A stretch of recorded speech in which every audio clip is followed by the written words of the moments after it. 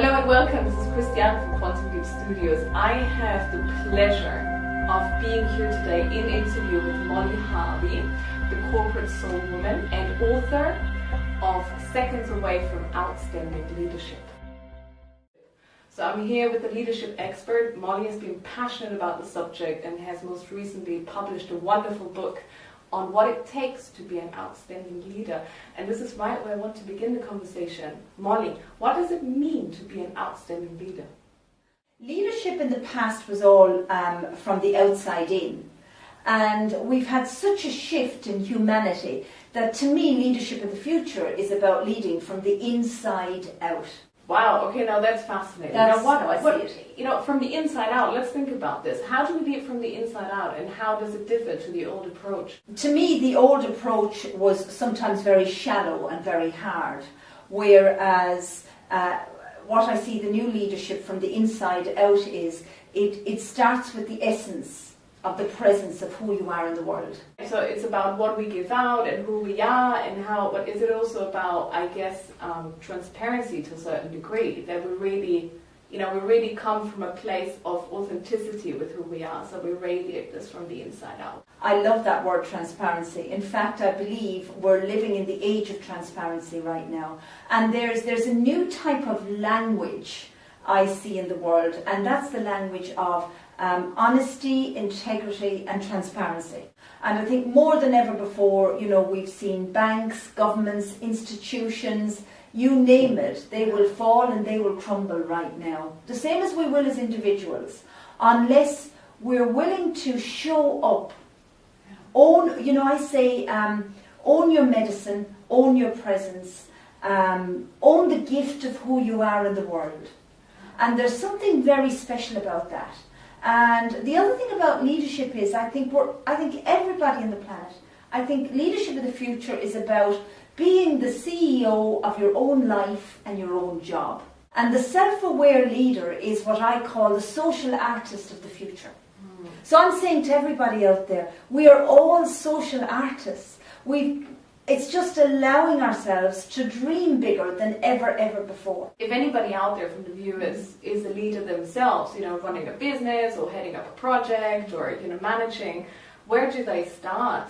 I think it's very practical, because that's one of the things why I work across the world, and that's why CEOs bring me in and large companies bring me in to work with them.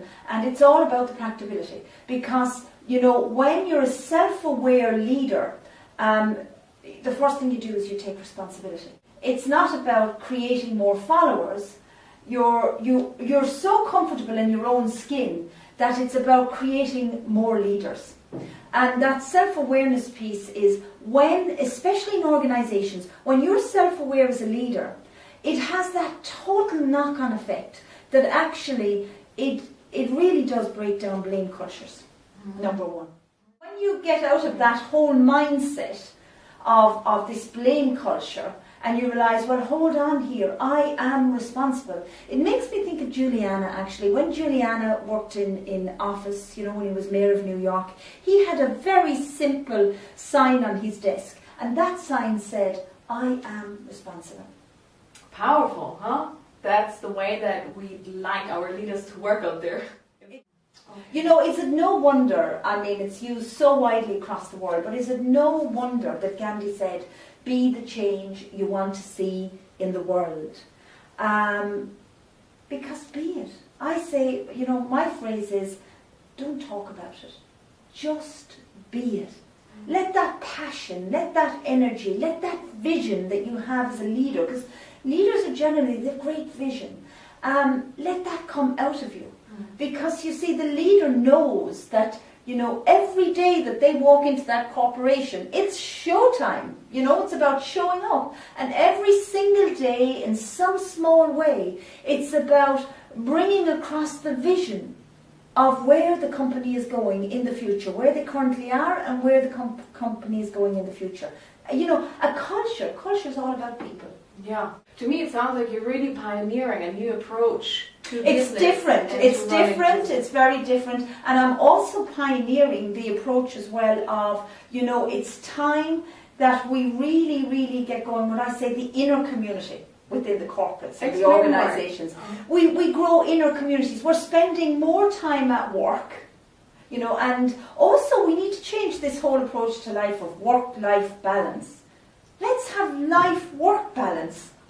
You know, if we had life-work balance as leaders, you know, we would be more congruent, but also more profitable and more creative at the same time.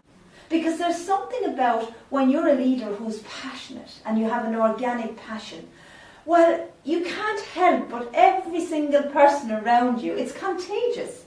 They become passionate. I mean, for instance, I don't work. I have found what I am here to do on the planet for as long as I'm here. And that is, my calling to life is leadership. So what happens if people out there feel like they'd like to evoke a change as part of their organisation, as part of their self-employment, but they're starting to realise that actually the way that they've been running their life or their companies doesn't work anymore, and they go within and they're realising maybe their calling is something completely different. How do you make that transition? What do you suggest?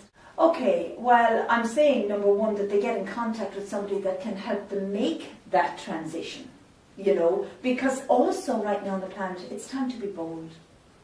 What worked yesterday will not possibly work today, will not possibly work tomorrow. And I think it's that boldness. You know, Randy Gage has actually written a great book. It's a new book called Risky is the New Safe. Great. And I really think that as a leader, if you're trying to play it safe in organisations right now, your days are numbered. How do you believe that the old way of running corporations is going to fail? And what do you think makes the old system fail? Okay, the old system is failed. It's failed, and it's failing, and it's continuing to fail out there. And until we wake up to that and say no more, because the new generations of people that are coming up behind us, the 18 to 20-year-olds, the 25-year-olds, they're not going to live lives like we lived. You know, everything is changing, and we have got to go with the change. Because if we don't go with the change, you have no organisation, as we're seeing here in the UK. You know, in just the last few days, we've had Blockbusters, we've had Jessops, we've had household names that have been around for a long time. However, I'm really excited. I think it's extraordinary to be born in this time. I think it's extraordinary because I think you can make a difference like never before. Look at what technology is doing to us. True. You know, powerful. And let's use technology, let's go with it. You know, really go with those changes. Because if you don't go with the changes, you're a dinosaur. And your days are numbered. You are a dinosaur, absolutely.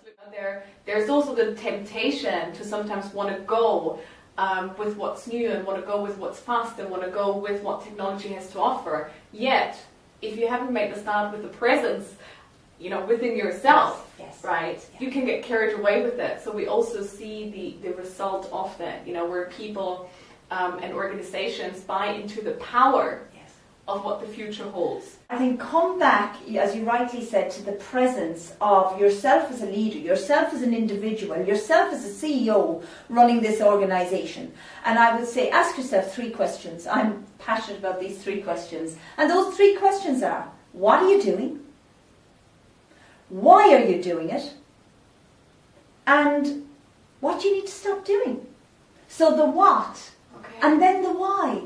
Because how often do we continue to do in our lives what doesn't work anymore? And we continue to do it because it's the same old, same old. You know, we're creatures of habit. I say, kick the habit. And then, most importantly, what do you need to stop doing in your life? I mean, it's probably one of the most passionate things I am, that I do every day is, you know, to my to-do list, I also have a stop-doing list.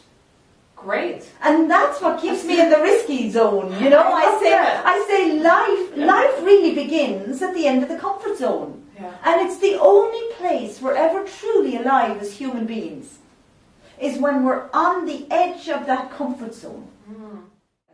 Amazing. Well, you know, I'm just starting to imagine what the leader of the future will look like and how that will change the way that organizations are run, or even, the business of the future.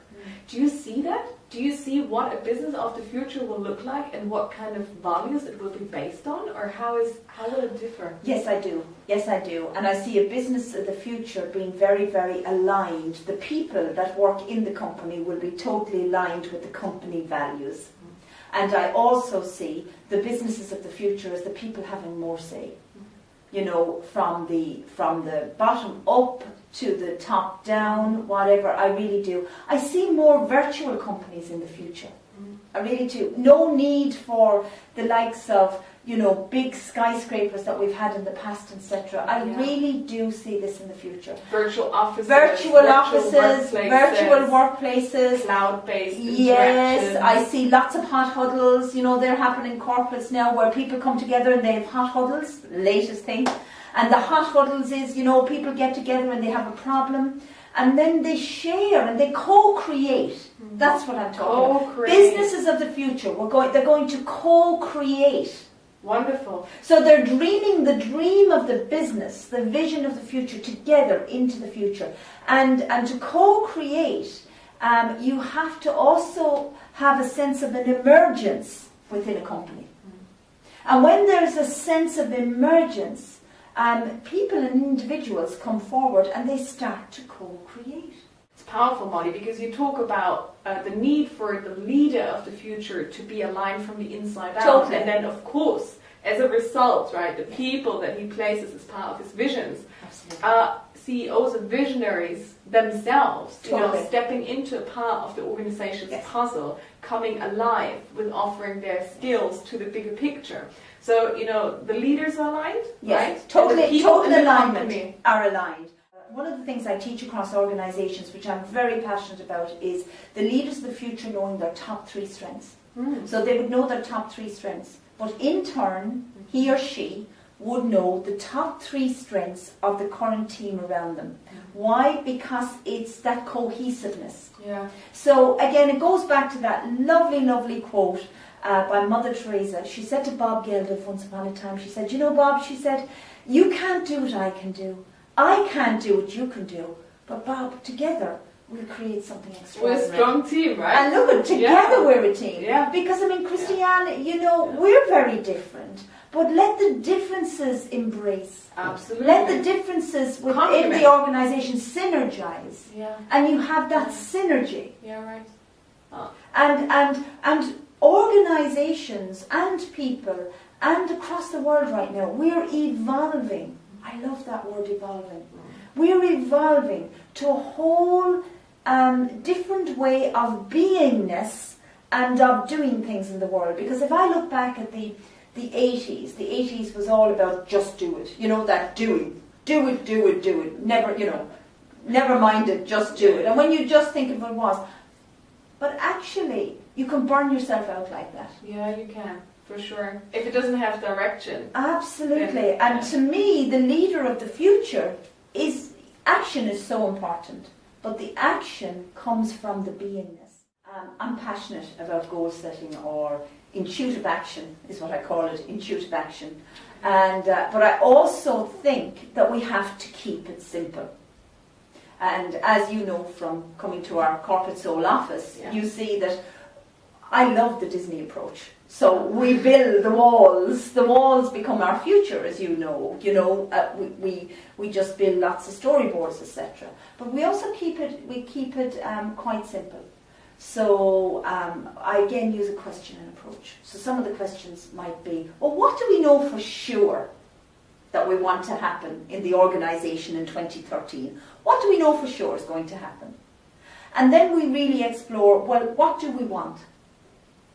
So it's really standing in the present. So we're looking at the present, but we're also walking into the future. Okay. So we have both present and future goals. Okay. Jack Walsh said, begin with the end in mind. Yeah. How clever. Yeah. So you have, and you work back. But then the thing that I do that's quite different, I think very different is, I'm passionate about the small steps. Small steps over time create massive results. Yeah. So it's all about breaking down those to the smallest of steps. Okay. Really breaking it down. Because what we don't talk enough about in business is we set goals, you see people setting goals at the beginning of the year or the end of the year, and then those goals go into a drawer and they're never really talked about much. No! Repetition is the key. Yeah. And that's why that one of the things I bring to organisations is I bring thinking journals. So every manager, every leader, every team worker, the CEO from the top down will have a thinking journal. And they will be able to have with them those on a page, goals on a page of what they have set for the organisation. And that's there with them every day throughout the year. So you're connecting back in all on a the daily time, basis. all the time, Yeah. all the time. Yeah. Keep it simple. Simple works. That's the way I think about it. And then, when they have things like their hot huddles, because the other thing I see where organisations who are not coping so well right now, it's meetings, bloody meetings. These meetings, quit these long meetings. Yeah. Honestly, I know. have a hot huddle for 15 minutes and get around and problem solve. And, one company I'm working in right now, one factory, they've just decided that they're going to bring whiteboards in all around the factory floor. Isn't that phenomenal? Yes. Wow. So basically, the employees get the chance to write their ideas. When they have those aha moments. Yeah. So they can write the ideas and they can write things they want along the boards. And then at times, like first thing in the morning, maybe for 5 minutes, they might all get around in their teams around the whiteboard. And it's just, again, this There's a much more creative fluidity. We need to bring fluidity to leadership. Now, of course, the job of the leader is to be the visionary. And they carry the vision. But I think the thing with leadership of the future, what I call the social artists of the future, the new leaders that are emerging, yes, they have the outcome, but along the way there's room for more. And it's fluid. Okay. Talk to us about this fluidity and about leaving space for what we don't know is going to happen. Yeah. What are we making space for when we do that? Okay, that's a great idea. I think the first thing I would love to see every organisation before I leave the world on the planet doing is I'd love to see them put thinking time into their diary. Okay. Thinking creative time. Uh-huh. So as that, that time is for when they remove themselves completely from the business and they're looking in. And they get that thinking time, they get that creative time. Because what we do too often is we think by pushing and shoving and more. No, less is more. The first thing you do when you come into work is do the difficult job first. Interesting. So we and that empowers you. And it releases. It's again alignment with the essence of your presence of who you are, and it just releases a whole flavour of connectivity, productivity, creativity. And what you find is, I don't know about you, but when I get that difficult, project out of the way or whatever that I have to do the days I'm in the office, it's a great feeling. The organisation of the future, how do I see it? I see them being of environments of pure creativity. Beautiful. Like we've created here at Corporate Soul, as you know, we have a lot of space and light and, clean up, clear out. Yeah. Clean up your messes. And I say, I walk into some corporations and there's that stickiness. There's just that stickiness because you need light and the vibration of life, that frequency, to be creative. So are you saying, Molly, that the environment is in fact quite important as to how we're able to feel and express our own creative flow? Huge. Yeah? Absolutely. Uh-huh. We are the environment is us. And it shapes us, right? It absolutely shapes you. It shapes you, it shapes our day. And I'm very, very conscious of that. Absolutely shapes us, it shapes our day. And that's why one of the things I really, really do encourage in organisations is to clear up, clean out. Because a lot of us, we have these loose ends and we have these half-finished projects. Very true. And they don't even matter anymore. Let go. I would say, you know, one of the keys that what I see to extraordinary leaders out there right now that I have the great privilege to work with, and one of the things they seem to be very good is they seem to have a Zen-like focus over a few things. So again, you're bringing it back to doing, you know, simple, small, not too much, but holding a focus as well. Absolutely. Like with the journal, you go back to your goals on a daily basis, you revisit that which you really want to put your focus on. Daily, weekly, monthly, quarterly. Yeah. So what are the 3 main goals for the week? But everybody is singing off the same hymn sheet. And what do we need to get there? Yeah. You know, and then also I would say is about, I'm passionate about bringing the soul to work is what I call it. You know, bringing the whole human being to work. And that is that human beings are taught in a way, are encouraged in a way to set goals for their personal life as well. Yeah, true, very true. And as I said, that's the life-work balance. I will promise you, the biggest thing I've seen in organisations is there's less sickness, there's less stress, less days off work, and more productivity. Absolutely, and more of a happier, rounded, whole human being. No matter where I've worked across the world, people hate 2 things in particular in organisations, and that is lies and inconsistency. They're the 2 things. And that's why I say don't overpromise by saying you'll do things that you're not willing to do as a leader. Wonderful, Molly. Thank you very much for sharing that. Thank you. I guess it brings us back to the trust culture that you mentioned earlier, right? Yes, yeah. Molly, thank you very much. And viewers, I hope that all of you will be able to be inspired and take some of this amazing advice on board. And if you want to learn more about Molly and her leadership principles, then go ahead and purchase her book. It's Seconds Away from Outstanding Leadership. You can find more information about Molly and her work and her programs on her website. Do you want to share that? www.mollyharvey.com. Wonderful. Thank you very much. Thank you, Molly. Thank you.